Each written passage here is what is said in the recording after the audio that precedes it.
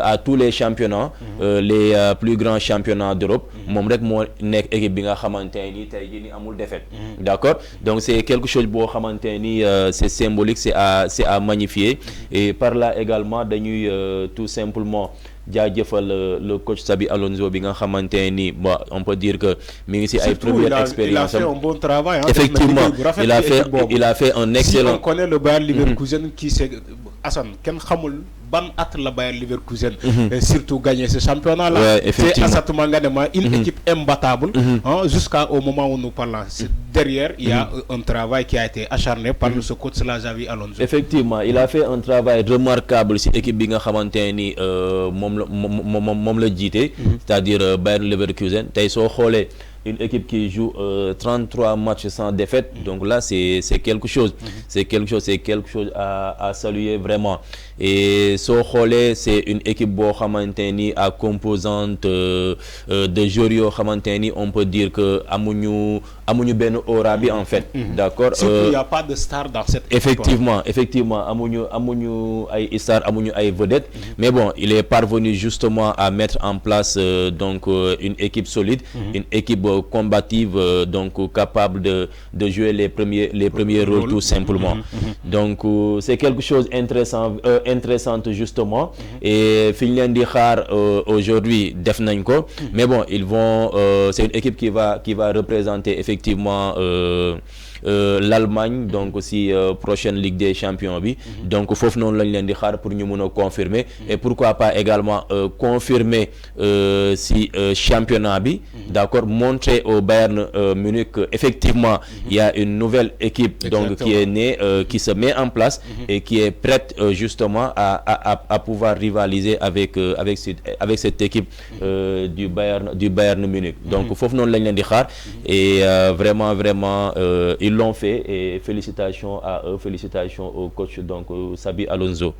Donc peut-être que félicitations comme il le dit Assane, mais Assane dafa am benn question buy intriguer donc les téléspectateurs et aussi les amoureux du football, parce que ils veulent une confrontation entre le Bayer Leverkusen et le Real de Madrid. Toutefois, Bayer Leverkusen jël l'Europa League et le Real Madrid jël la Ligue des Champions.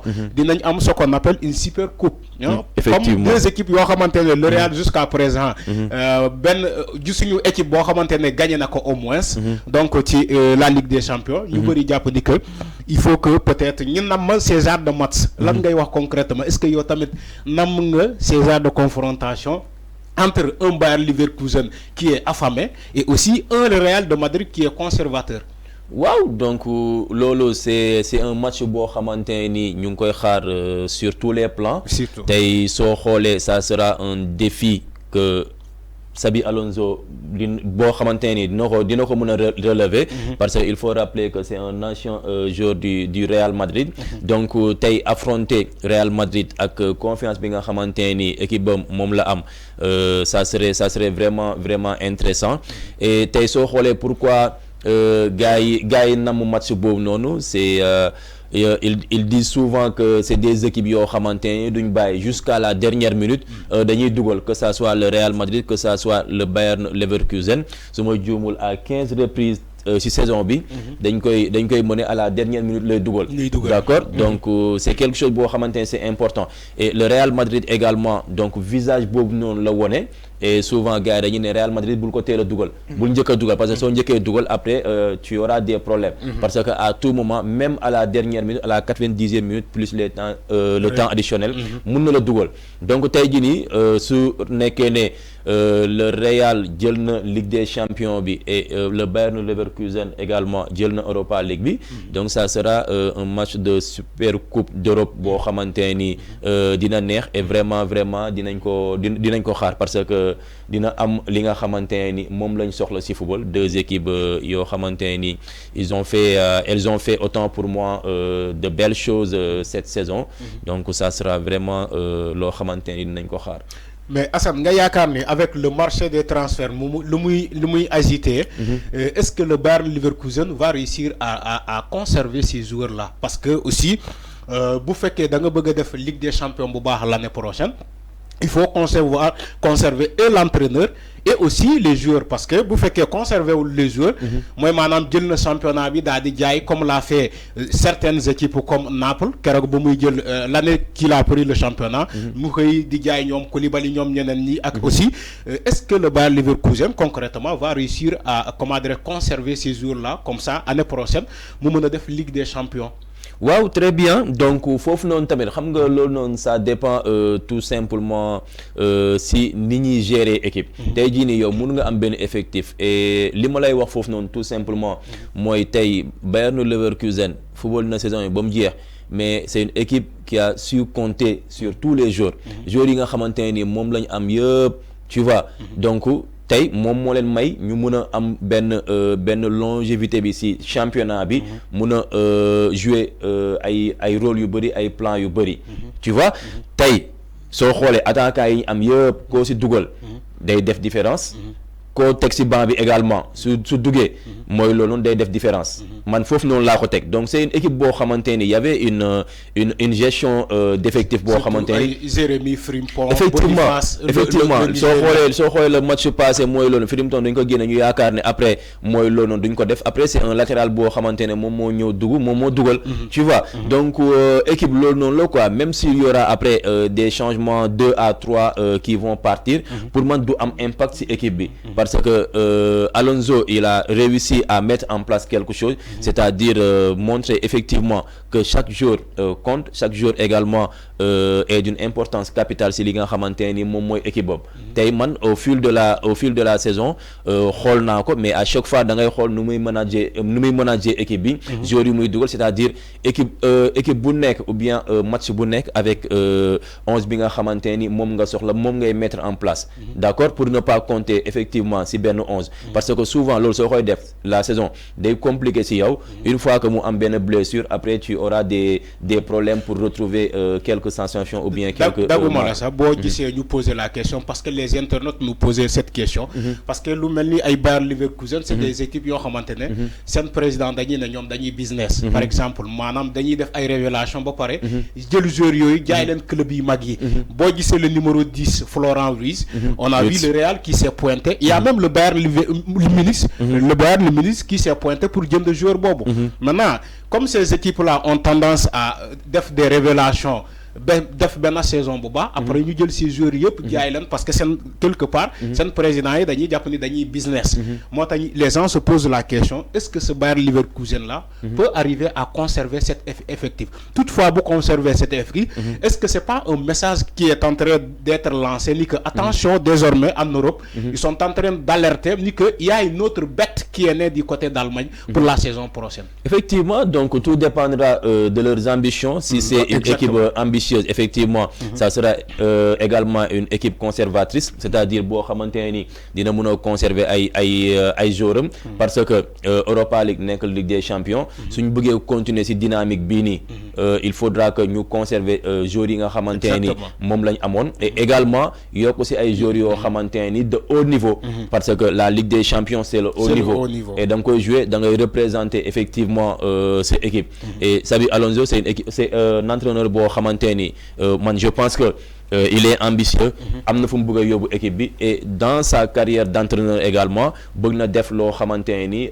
su bàyyi nañ ne lii ka Xabi Alonso moo ko def pourquoi pas un jour mu def ay preuve am fi nga xamante ni fii la nekk et pourquoi pas un jour mu jël l'équipe du Real Madrid ou bien l'équipe de Liverpool on ne sait jamais donc fii nii lay commencer man je pense que tey jii nii ñoom ils seront conscients de cela que ça soit l'entraîneur que ça soit les dirigeants dinañ conscient que ne tey jii nii ils vont tout faire pour effectivement garder certains joueurs tu vois mais bon après tout dépendra également si joueurs yi parce que am na ñoo xamante ni également comme équipe bi ni muy amee ay ambition entraîneur bi et tout ça joueurs yi noonu la ñu amee ay ambition tu vois da ngay gis joueur boo xamante ni son rêve c'est de jouer pour le Real Madrid pour le Barça ainsi de suite d'accord pour Manchester City et dans ce cas également il y a un autre fait qui va s'imposer c'est-à-dire la question pécuniaire c'est-à-dire l'argent tey jii nii soo nekkee benn équipe nga gis benn Manchester City boo xamante ne am na xaalis wala benn Real boo xamante ne am na xaalis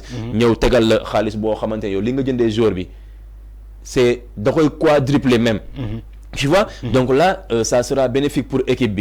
Donc, ils ne vont pas hésiter de midi à 14h pour jaay jour bob non, tout en sachant que suñ ko jaayé mën nañ ci tay, c'est-à-dire nga jaay ben jour à 100 millions d'euros, mën nga jëlat ben jour bo xamanteni ni tu vas l'acheter à 20 millions d'euros mu gën le rapporter li nga xamanteni mom nga bëgg. Et là, tu auras une donc du bénéfice tout simplement. Man fofu non la ko tek quoi, mais bah on va essayer de voir la lay joxe quoi, mais pour moi c'est une équipe ambitieuse avec des dirigeants qui veulent vraiment changer le cours des choses si li nga xamanteni moy championnat allemand quoi. Alors donc c'est une analyse pertinente hein, de la part de Assane jaajëfal encore. Je rappelle que ni yéen a ngi ci cette émission Midi Foot restez scotché, on va vous donner toutes les informations durant le long de cette émission et aussi dans tous les championnats yi ngeen bëgg xam yépp. Donc restez scotché à cette émission, vous saurez tous dara du leen échapper. Assane dinañu dem ci benen championnat, le championnat italien, la Série A. Fofu Inter de Milan moo dominé le championnat avec 92 points, mais ils sont aujourd'hui suba dinañu jouer l'avant-dernière journée parce que ñom, je rappelle que c'est pas comme du cas de l'Angleterre, ñom dinañu continuer jusqu'au 26 l'autre week-end le championnat bi di jeex contrairement à l'Angleterre et ñoo xamantene ñom championnat bi suba lay jeex. Mais l'Italie fofu tamit xam nañu kan mo jël championnat bi danaka Inter de Milan moko jël avec 92 points, l'équipe coachée par Simone Inzaghi, le frère de Pippo Inzaghi.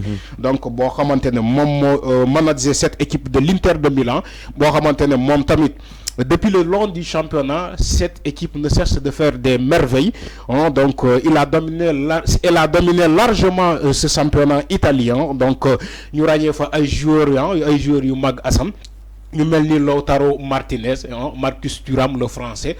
Donc ba ci ñom Benjamin Pavard ñoo xamantene ñom ñoo nek ci équipe bobu, Alexis Sanchez, ainsi de suite ñu bari ñoo ay joueurs yu bari ñoo xamantene ñom ñoo nek tay ci équipe bobu. Donc de façon générale, donc lan ngay wax ci le championnat italien bo xamantene aussi mën nañu né danaka donc Inter jël nako ba paré.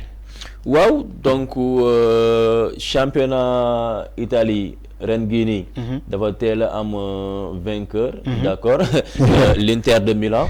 Et la particularité ci championnat bini également, c'est-à-dire nekkul comme par exemple le championnat français ou bien le championnat allemand bi nga xamanteni chaque fois da lay don leer ne ben équipe mo koy jël. Tu vois. Donc au championnat Italie il y a des variétés quoi, tu vois. Donc année bu nek ak équipe bi koy jël. Sinon je rappelle que Naples moo ko jël et en 2022 également suma juumul c'était l'AC Milan. Et en 2021 c'était Inter Milan bini. Donc c'est deux grandes équipes, que ça soit les deux Milan, d'accord, donc ay équipe yo xamanteni ragné nañ len si championnat Italie, d'accord. Donc sacre bini c'est vraiment important pour l'Inter de Milan avec des jeunes joueurs yo xamanteni également ils ont besoin de montrer li nga xamanteni mom moy sen talent. Su ma jëlee le jeune Thuram, d'accord, Marcus Thuram bi nga xamanteni il a fait également de belles choses ci saison bi ni, d'accord, li koy permettre également muy cumuler les sélections en équipe de France. Et il a même été appelé par Didier Deschamps. Effectivement. Donc am nañ équipe bo xamanteni c'est une belle équipe avec Lautaro Martinez bi nga xamanteni je pense il va terminer meilleur buteur chez championnat bi. Exactement. D'accord. Donc il y a un jeune joueur aussi ici le milieu de terrain, il s'appelle comment là, Barella Barella, l'italien. Voilà, l'italien. Le jeune de petite taille là. Effectivement, parce que so xolé avec le départ de Onana, ils ont pu récupérer Sommer là, donc le Yann Suisse. Sommer. Effectivement, Sommer le Suisse. Et donc dañ nekk ci benn politique boo xamante ni à chaque fois c'est un renouvellement bi du bari, mais ils parviennent toujours à garder le cap, à maintenir le cap. Exactement. Pour effectivement se hisser voilà donc sur le haut niveau, quoi, c'est-à-dire se qualifier en Ligue des Champions. S'il y a possibilité également de remporter le championnat, c'est une équipe qui le fait bien. Voilà. Donc une équipe solide de l'Inter de Milan, moom tamit suba dina recevoir la Lazio de Rome, c'est le stade donc de Inter Stadium boo xamante ne ñoom dinañu recevoir la Lazio de Rome bu doon match boo xamante ne match bu métti la donte Inter jël na championnat bi ba pare, mais aussi ça va être un match très intéressant aussi parce que la Lazio va vouloir aussi gagner pour assurer une place en qualification pour les compétitions européennes de l'année prochaine. Donc Assane mu doon loo xamante ne ça sera spectaculaire donc ci match boobu, mais aussi Assane nga jàpp ni que Inter lan la ëppale ay équipes yu mel ni Juventus ay yu mel ni Milan AC Napoli ba tey mu déclaré sacré champion de l'Italie. Pour yow fan la jekkuwee ces équipes là? waaw pour man comme li ma la wax rek xam nga championnat bi moom. da ngay. mais surtout bu ñu gisee la Juventus qui a des stars, des joueurs comme Dusan Vlahovic comme donc ay joueurs yu mel ni Milic yoo xamante ne daanaka c'est les mêmes effectifs avec l'Inter de Milan. Mais concrètement l'Inter fan la jaar la Juventus ba tey mu jël le championnat là. waaw tey soo xoolee Juventus ci saison bi dafa nekk équipe boo xamante ni da doon ralentir. D'accord, certes c'est une équipe qui ne perd pas beaucoup, mais qui cumule beaucoup de matchs nuls. tey soo xoolee 5 derniers matchs yi mu def yëpp c'est des matchs nuls. tey soo xoolee su gagné woon loolu noonu yëpp dañ doon wax leneen. Tu vois 13 matchs nuls ci saison bi. loolu noonu c'est trop pour une équipe. Donc tey soo xoolee avec 13 points soo ko gagné woon ça te fait combien de points? Après 40 points déjà c'est quelque chose. À la différence de l'Inter de Milan bi nga xamante ni il a juste 2 défaites ci saison bi en championnat. Donc pour man la différence foofu noonu la, d'accord.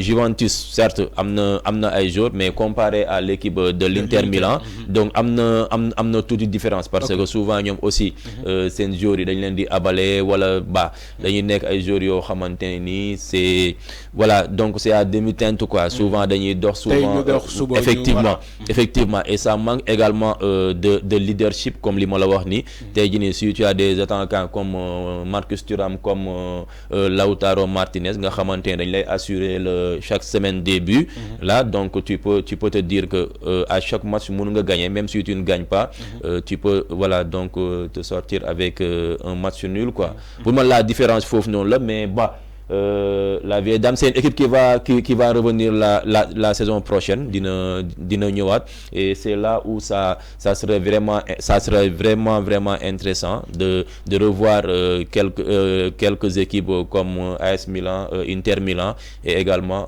la Juventus de Turin quoi. Mais faut pas oublier Bologne bi nga xamante ne nii dafa tenir tête gars yi bi actuellement il est en troisième position. Je crois même il jouera le lundi avec lundi avec Juventus moom Bologne. Voilà, war na recevoir Juventus. Donc ça sera un match intéressant entre le troisième et le quatrième quoi. Et le quatrième. Bologne également c'est une équipe solide qui vise les places européennes quoi. Mais surtout la Juventus aussi, malgré ça, ils ont été sacrés champions de la Coupe d'Italie. Ils ont pour sauver leur saison. Juventus tey mënul